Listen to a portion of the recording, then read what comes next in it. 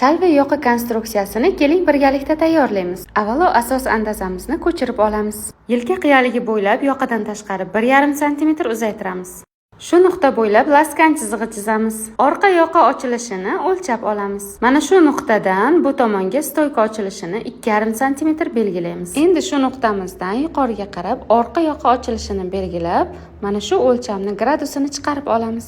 Gradus chiqargan chizig'imizdan 4 sm ni belgilab, mana shu tarzda chizib olamiz. Endi shu chizgan chizig'imizga 90 gradusli chiziq chizib, stoyka uchun 2,5, yoqa uchun 5 sm ni belgilab olamiz.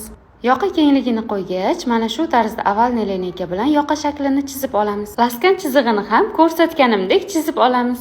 Mana shu laskan chizig'i bo'ylab yoqani qayirib olamiz. Andazamiz tayyor. Endi yoqani mana shu tarzda kesib olamiz.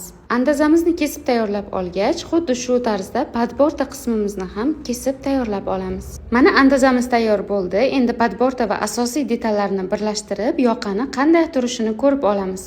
Yoqamizni mana shu laskan chizig'i bo'ylab qayirib olamiz. Mana yoqamizni ko'rinishi xuddi shu tarzda tayyor bo'ladi.